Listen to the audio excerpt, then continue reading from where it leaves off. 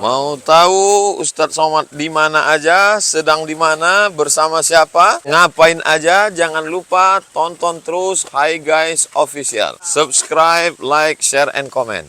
Hi Guys Official, mantap. Assalamualaikum warahmatullahi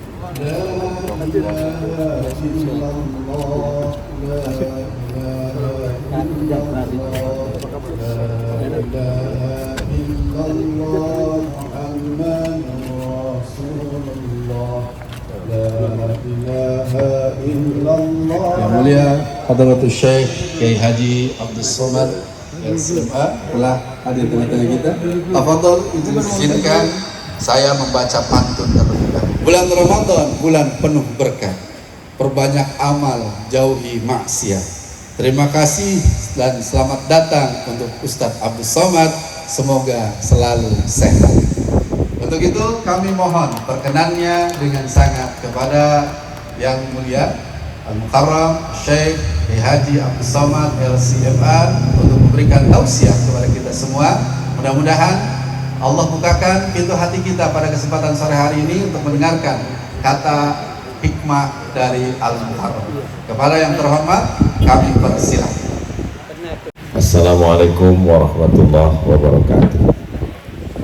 Alhamdulillah. Allahumma salli ala Sayyidina Muhammad wa ala ali Sayyidina Muhammad. Allahumma allimna ma yanfa'una wanfa'na bima 'allamtana. Innaka antal alimul hakim. Rabbi shrah li sadri wa yassir li amri wahlul 'uqdatam min lisani yafqahu qawli. Yang sama-sama kita hormati sahibul bait, sahibul hajat, yang mulia Profesor Dr. Muhammad Hatta Ali beserta seluruh keluarga besar, hadirin hadirat, para tetamu undangan buka puasa bersama. Saya memang dari dulu jarang memberikan sambutan buka puasa bersama. Biasanya saya malam tabligh akbar setelah tarawih, karena dibuka bersama itu masyarakat kurang fokus dan Ustadz itu menjadi pelengkap penderitaan. Lalu kenapa di rumah Puang Ustadz mau mengenang almarhum? Beliau sempat diberikan Allah pertemuan dengan saya, perkenalan melalui abang saya, Bang Idris, dan beliau menyempatkan hadir pada saat-saat saya kemalangan, kehilangan orang tua. Dan rupanya Allah SWT menakdirkan usia beliau ada hikmah yang kita tidak tahu, semua rahasia Allah SWT. Saya hadir pada saat takziah hari 40 hari beliau, dan hari ini di bulan Ramadan 2024 saya hadir lagi kemari mengenang almarhum. Dalam ajaran Islam manusia itu tidak pernah mati. Alam yang pertama dia lewati namanya alam ruh. Dari alam ruh pindah ke alam rahim. Yang ketiga di alam dunia. Yang keempat di alam barzakh. Yang terakhir di alam akhirat. Di kelima-lima alam itu dia hidup.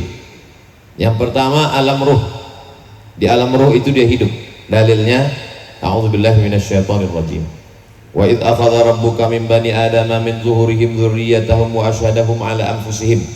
Ingatlah ketika Allah mengambil perjanjian kepada semua ruh. Ketika itu Allah mengumpulkan ruh saya, ruh Puang, ruh bapak, ruh ibu. Ketika itu tidak ada ruh orang tua, tidak ada ruh anak muda. Semua ruh umurnya sama. Ruh saya dengan ruh anak saya sebaya.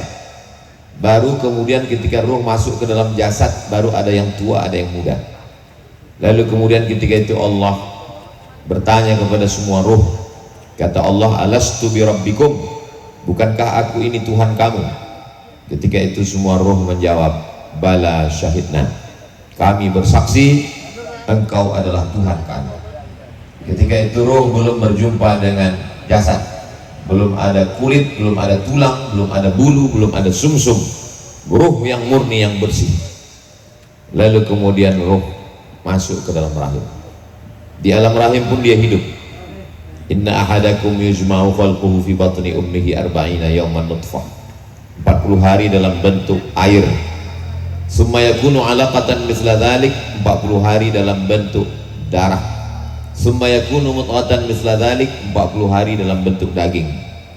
40 hari air, 40 hari darah, 40 hari daging. Summa yursalul malaku, kemudian dikirimkan malaikat meniupkan ruh masuk ke alam rahim usia 4 bulan, dan ketika itu ruh hidup bersama jasad di dalam rahim.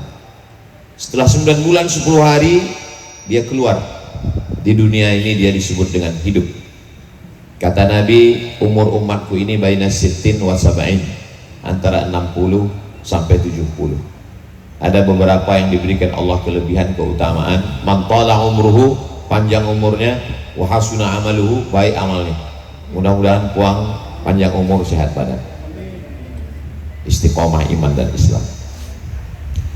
Lalu kemudian di antara umur 60 inilah kita bertemu, berjumpa, bertatap muka dalam keadaan baik, di tempat yang baik, bersama orang baik, dalam ibadah yang baik. Senantiasa hendaknya kita selalu dalam kebaikan-kebaikan Ramadan ini yang kita bawa keluar Ramadan. Lalu kemudian ada yang cepat, ada yang lambat. Bak kata pepatah orang Melayu, mumbang jatuh kelapa pun jatuh. Kalau kita tegak di bawah pohon kelapa, ada kelapa muda yang tidak semestinya jatuh, jatuh juga. Ada kelapa yang sudah tua pun belum masa jatuh, tidak jatuh. Jadi ini kuasa Allah Subhanahu wa ta'ala. Semakin canggih rumah sakit, semakin banyak dokter spesialis, usia tidak bisa ditambah. Allah Subhanahu wa ta'ala sayang, kita sayang, tapi sayang Allah berlebih daripada sayang kita. Kita hanya berhubungan dengan manusia itu, hubungan relasi pengusaha dengan karyawan, hubungan kawan dengan sahabat, hubungan atasan dengan bawahan. Hubungan kita dengan Allah dibangun dengan hubungan husnuzan. Saya berprasangka baik bahwa almarhum mendahului saya karena Allah sayang dengan dia, tidak sempat berbuat dosa kepada Allah Subhanahu wa ta'ala. Dan saya bersangka baik bahwa saya sampai hari ini hidup, Allah ingin supaya saya bertobat, supaya saya banyak beramal. Alladzi khalaqal mauta, Allah yang menciptakan mati, wal hayata, Allah yang menciptakan hidup. Untuk apa Allah buat hidup? Alladzi khalaqal mauta, Allah menciptakan mati, wal hayata, Allah menciptakan hidup, liyabluwakum ayyukum ahsanu amala, siapa yang paling baik amalnya. Saya husnuzan, amal almarhum sudah baik dalam pandangan Allah, maka beliau layak untuk menghadap Allah. Menurut Allah, amal saya belum baik, saya belum cukup untuk menghadap, saya masih banyak dosa, silap dan salah, maka dibiarkan Allah saya hidup untuk membersihkan diri saya. Setelah itu nanti baru diundang, dijemput dengan satu panggilan, ya ayyatuhan nafsul mutmainnah, wahai jiwa yang tenang, irji'i, kembalilah. Ini bukan tempatmu, ini tempat persinggahan saja. Tempatmu aslinya nanti di surga. Irji'i, kembalilah, ila radiyah, ila rabbiki, kepada Tuhanmu, radiyatan mardiyah, dalam keadaan ridha. Kita selalu meminta surga, tapi dalam beberapa doa kita meminta ridha. Allahumma inna nas'aluka ridhaka wal jannah. Kenapa kita minta ridha? Karena yang dapat surga belum tentu mendapatkan ridha, tapi yang mendapatkan ridha pasti mendapatkan surga. Setelah kita hidup di dunia, kemudian kita berpindah ke satu alam. Alam itu disebut dengan alam barzakh. Barzakh artinya pemisah. Ada air laut, ada air sungai. Air laut tidak masuk ke sungai, karena kalau air laut masuk ke sungai maka asin semua sungai, mati kita. Maka Allah Subhanahu wa ta'ala membuat satu pemisah antara laut dengan sungai itu, namanya barzakh.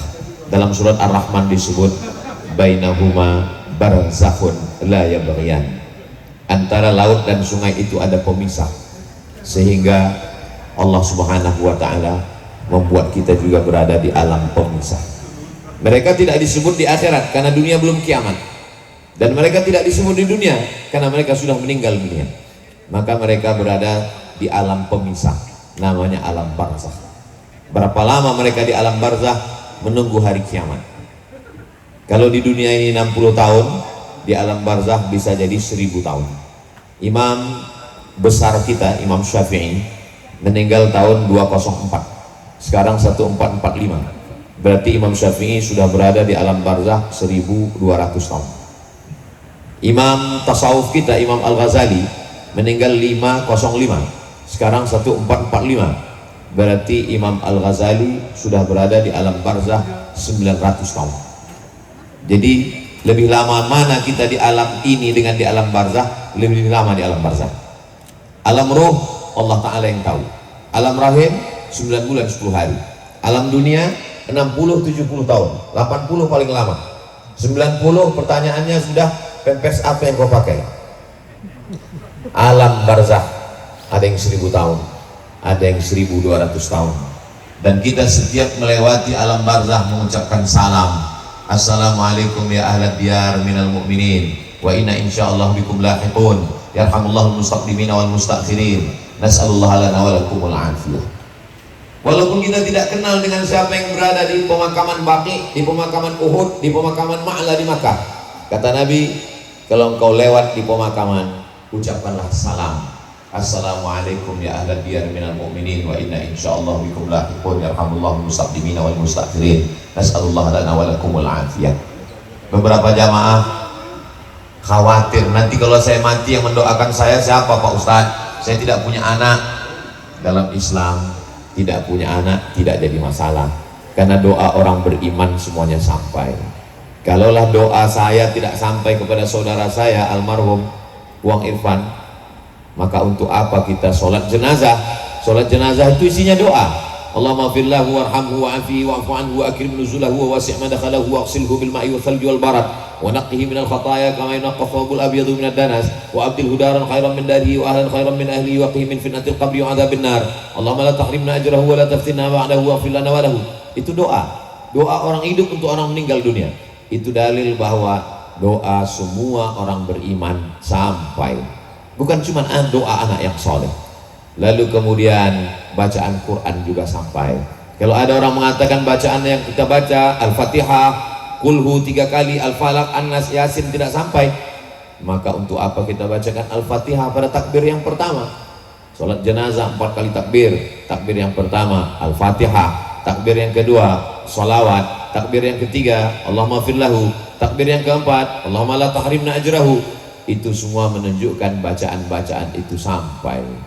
Maka sampai hari ini kalau kita ingat orang yang terkasih, kita terkenang orang yang tersayang, maka kirimkanlah Al-Fatihah untuk mereka, sependek-pendek bacaan Al-Fatihah. Kata Imam Syafi'i yang diriwayatkan oleh Imam An-Nawawi dalam kitab Riyadhus Shalihin, wa in khatimul Qur'ana kullahu, sebaik-baiknya, seafdal-afdalnya membacakan sehatam Al-Quran. Ini di bulan Ramadan. 2 hari yang lalu tetangga saya mengirim WhatsApp, Ustadz Abdul Somad, saya membacakan sehatam Quran untuk almarhumah ibu Ustadz Abdul Somad. Pukulan yang luar biasa pada saya dan adik saya. Saya kirimkan WA itu ke adik saya. Tetangga kita yang selalu jadi imam di masjid kita, Bapak Dr. Tawab, mengirimkan sehatam Al-Quran untuk almarhumah ibu kita. Kita masih lagi berhenti pada juz 15. Saking banyaknya jadwal ceramah. Tapi insya Allah semakin menguatkan azam. Ramadan ini kita hatamkan Al-Quran, kirimkan kepada almarhum-almarhumah. Wa in khatimul Qur'ana kullahu, kalau dihatamkan sehatam Quran, kana hasanan, afdal, baik. Kalau tidak sanggup membacakan sehatam Quran, likulli syai'in qalbun, segala sesuatu punya hati. Wa qalbul Quran Yasin, Al-Quran itu pun punya hati. Hatinya Al-Quran adalah Yasin. Iqra'uha ala mautakum, bacakanlah Yasin. Itulah mengapa kita selalu baca Yasin hari Jumat, pagi Jumat, siang Jumat, petang Jumat. Sebenarnya membaca Yasin tidak terbatas pada hari Jumat. Man qara'a Yasin fi lailatin, siapa yang membaca surah Yasin pada suatu malam, asbaha maghfuran lah, subuhnya dia sudah diampunkan Allah Subhanahu wa taala. Bacakan Yasin, kirimkan kepada almarhum-almarhumah.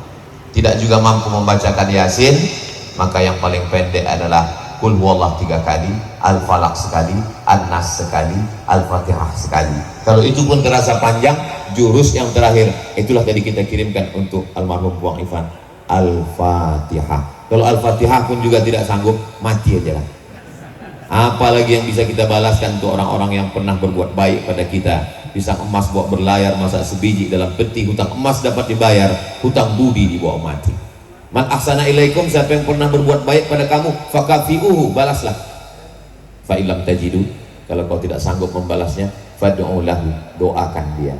Sependek-pendek doa, Allah maghfir lahu warhamhu, ampuni dia, rahmati dia. Saya tidak bisa bahasa Arab Pak Ustaz, tak usah pakai bahasa Arab.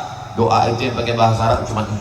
A'udzubillah, bismillah, alhamdulillah, sholawat. A'udzubillah, bismillah, alhamdulillah, sholawat. Bacakan Al-Fatihah sampai kepada almarhum. Ya Allah, sebagaimana dia pernah berbuat baik kepada aku, berikanlah dia kebaikan. Sebagaimana dia pernah berbuat suatu kebaikan, meringankan beban, dengan senyum sapanya, dengan kenangan yang indah, selamatkanlah dia dari segala dosa-dosa, letakkan dia di tempat yang terbaik.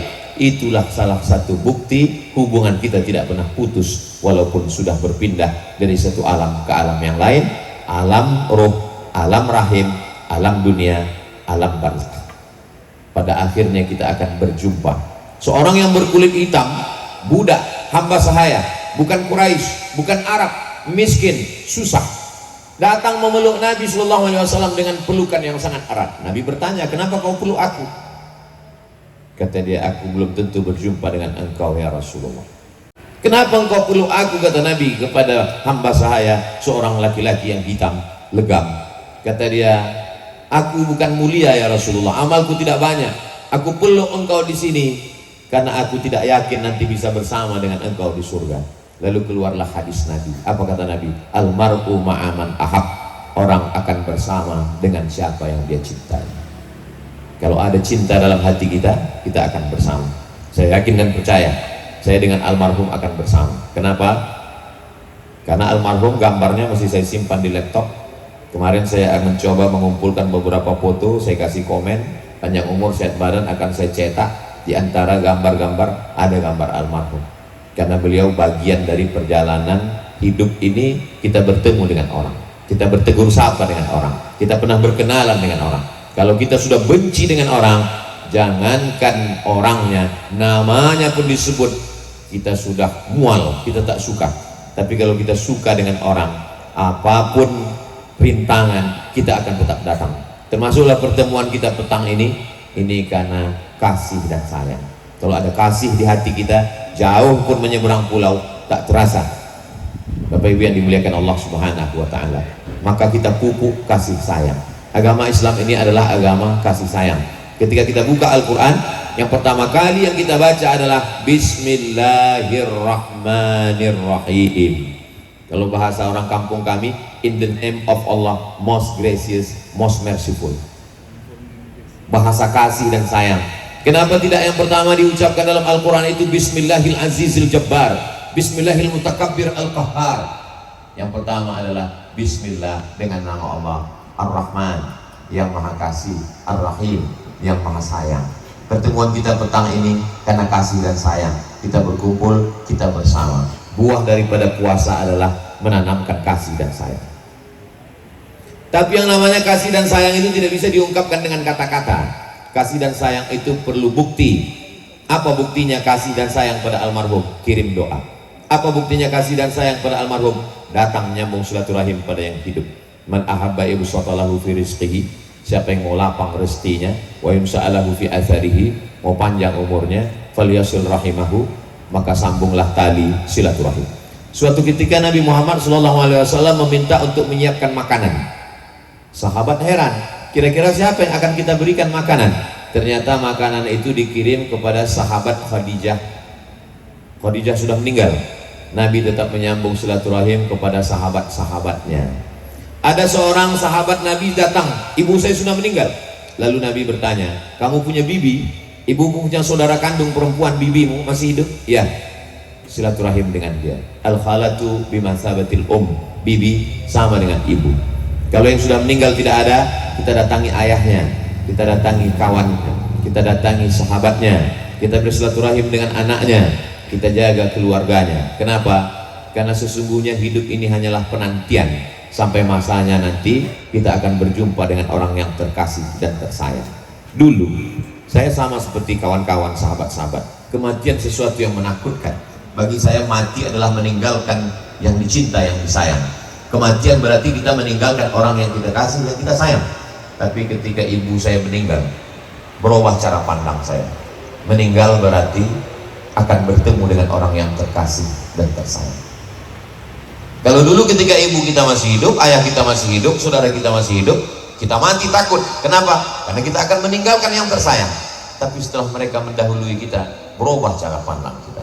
Mati berarti kita akan bertemu dengan orang yang terkasih dan tersayang. Ternyata ketika mereka hidup, mereka di sini, kita takut ke sana. Ternyata ketika orang-orang tersayang itu sudah di sana, kita di sini, kita pula tak sabar untuk pergi ke sana. Tapi dalam Islam tidak boleh membunuh diri. La taqtulu anfusakum, jangan bunuh diri kamu.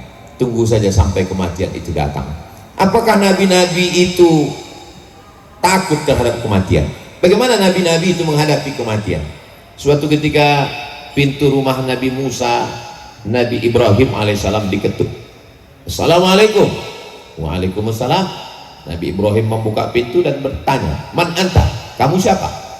Tamu itu menjawab, malakul maut. Saya malaikat maut. Kalau nabi-nabi itu memang begitu levelnya. Malaikat maut itu salam dulu. Kalau begitu ya nggak ada salam. La salam wala kalam, main cabut aja langsung. Man anta? Kamu siapa? Kata malaikat maut, saya malaikat maut. Mada turidu? Apa yang kau inginkan datang ke rumahku? Kata malaikat maut, uridu an aqbidha ruhak. Aku mau mencabut nyawa. Lalu kata Nabi Ibrahim alaihissalam, hal yaqbidu khalilun khalilahu? Apakah ada kekasih yang sampai hati mencabut nyawa kekasihnya? Aku ini khalilullah, aku ini kekasih Tuhan. Apakah ada kekasih yang mau mencabut nyawa kekasihnya? Malaikat maut menjawab, hal khalilun yakhafu liqa'a khalilihi? Apakah ada kekasih yang takut berjumpa dengan kekasihnya? Saat itu Nabi Ibrahim terdiam. Itulah saat kematiannya tiba. Kita pun sebenarnya tidak meninggalkan yang terkasih, tapi kita berjumpa dengan orang yang paling kita kasih dan kita sayang. Orang-orang tersayang, ibu kita, kawan kita, sahabat kita. Tapi di antara itu semua yang kita sayang adalah Sayyidina Muhammad sallallahu alaihi wasallam. Kalau dibandingkan dengan ayahku, aku lebih cinta kepada engkau ya Rasulullah. Kalau dibandingkan dengan ibuku, aku lebih cinta kepada engkau ya Rasulullah. Kalau dibandingkan dengan istri dan anakku, aku lebih cinta kepada engkau ya Rasulullah. Kalau dibandingkan dengan hartaku, aku lebih cinta kepada engkau. Illa min nafsi, kecuali pada diriku. Aku lebih cinta pada diriku daripada engkau. Apa kata Nabi? La ya Umar, kau belum beriman. Hatta akuna ahabba ilaika min nafsi, sampai engkau lebih cinta pada aku daripada dirimu sendiri. Mendengar ucapan itu Umar langsung berkata, la anta ahabbu ilayya min nafsi, engkau lebih aku cinta daripada diriku ya Rasulullah. Al-an ya Umar, sekarang imanmu baru sempurna. Iman kita baru sempurna kalau kita lebih cinta kepada Nabi Muhammad SAW, melebihi cinta kepada ayah, kepada ibu, kepada istri, kepada anak, bahkan kepada diri kita sendiri. Mudah-mudahan pertemuan kita ini termasuk bukti cinta kita kepada Nabi Muhammad SAW. Apa bukti cinta? Banyak bersalawat. Apa bukti cinta? Berkorban untuk agama Allah. Apa bukti cinta? Menolong agama Allah dengan apa yang kita punya. Langkah, rezeki, pertemuan, maut, itu kuasa Allah subhanahu wa ta'ala. Sebelum ke Jakarta ini, kemarin ke Jambi. Sebelum ke Jambi, ke Pontianak.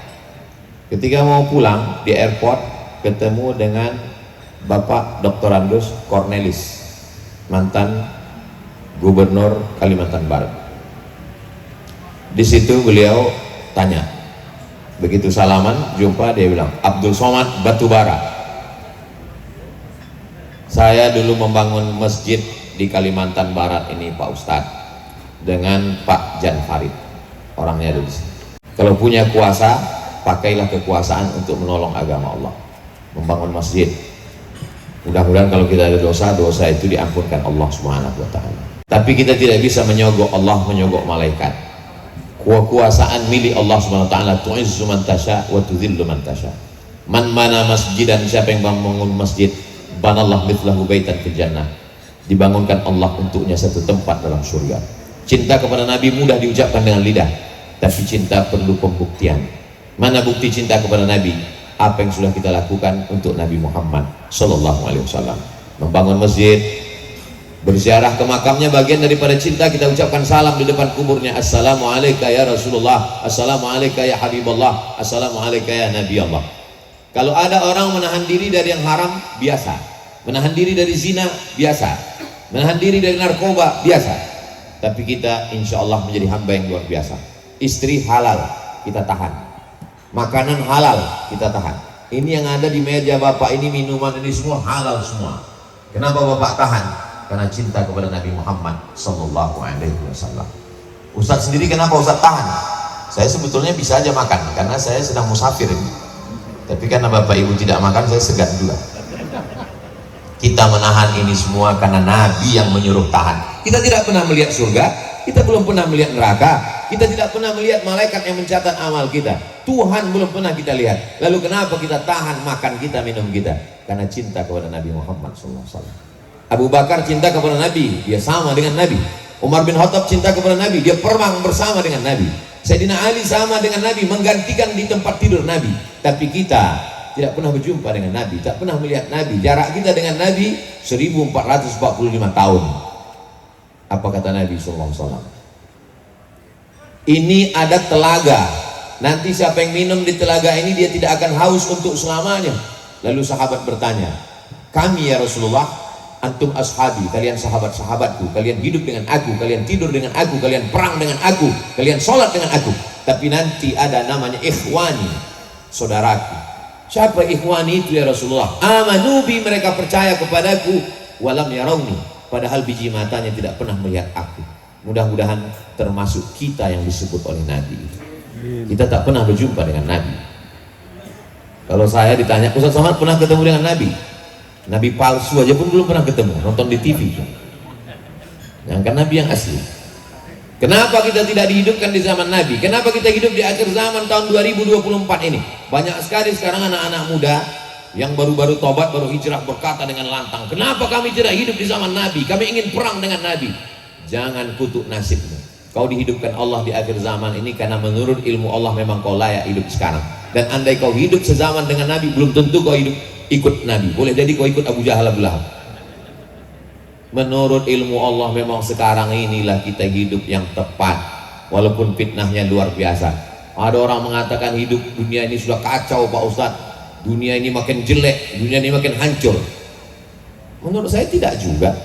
Zaman saya dulu kecil bisa dihitung rumah tahfiz Quran, tidak ada rumah tahfiz Quran. Pondok menghafal Quran sedikit. Di ibu kota kabupaten tempat saya tinggal, Kabupaten Asahan, cuma Darul Ulum. Sekarang rumah tahfiz Quran begitu banyak, penghafal Quran. Dulu zaman saya kecil, sholat tarawih setahu saya rakaat pertama Al-Hakumut Takasur, rakaat kedua wal asri. Sekarang imam-imam dari Palestina menangis jamaah, bukan karena khusyuk, saking panjangnya ayatnya. Siapa bilang dunia ini makin kacau, dunia makin baik, penghafal Quran makin banyak, pemuda-pemuda hijrah makin banyak, orang-orang soleh makin banyak. Dulu orang kalau mau dengar pengajian mesti datang ke masjid. Sekarang berapa banyak ibu-ibu di rumah, di kamar. Saya tiap hari ketemu dengan Ustadz. Loh, kok perasaan kita nggak pernah jumpa? Tiap hari Ustadz masuk ke kamar kami karena kami menonton channel Ustadz Abdul Somad Official. Subscribe, like, share, and comment. Artinya apa? Wasilah dakwah. Jadi dunia ini tidak perlu kita caci maki. Memang betul yang jahat ada, yang baik juga ada. Apakah dunia ini selamanya baik semua? Tidak. Pada saat Nabi Musa alaihissalam ada Fir'aun. Pada saat Nabi Ibrahim alaihissalam ada Namrus. Pada saat Nabi Isa alaihissalam ada Herodes. Pada saat Nabi Muhammad SAW ada Abu Jahal dan Abu Lahab. Dunia ini adalah pasangan.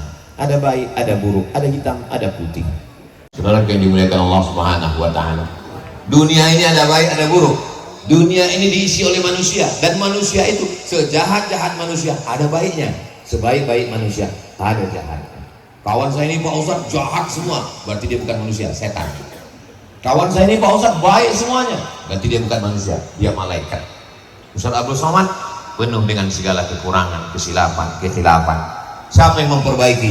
Yang memperbaiki sesama kita. Watawasau bil haq, watawasau bisabr. Saling menasehati dalam kebaikan, termasuklah menjelang berbuka puasa ini. Kita saling menasehati. Saat ini saya yang disediakan mimbar, saya diberikan mikrofon, saya yang menyampaikan tausiah. tapi saatnya saya mungkin salah, maka Puang akan memberikan nasihat pada saya. Puang tidak menganggap saya sebagai ustadz, Puang tidak melihat saya sebagai Profesor Dr. Abdul Somad dan seterusnya. Puang melihat saya sebagai ini adalah sahabat anak saya, ini adalah kawan anak saya. Tak ada gading yang tak retak, tak ada tebu yang tak berbongkol, tak ada kata-kata yang tidak menyakiti hati. Saya mohon maaf, banyak kata-kata saya ini menyinggung perasaan Bapak Ibu semua, berkhusus pada Sohibul Bait, Puang beserta seluruh keluarga. Di akhir majelis saya ucapkan, saya tutup dengan pantun penutup, menangkap puyuh di Bukit Selasih. Thank you dan terima kasih. Terima kasih atas segala perhatian. Burung irian, burung cendrawasih. Sekian dan terima kasih. Wassalamualaikum warahmatullahi wabarakatuh. Hi Guys Official.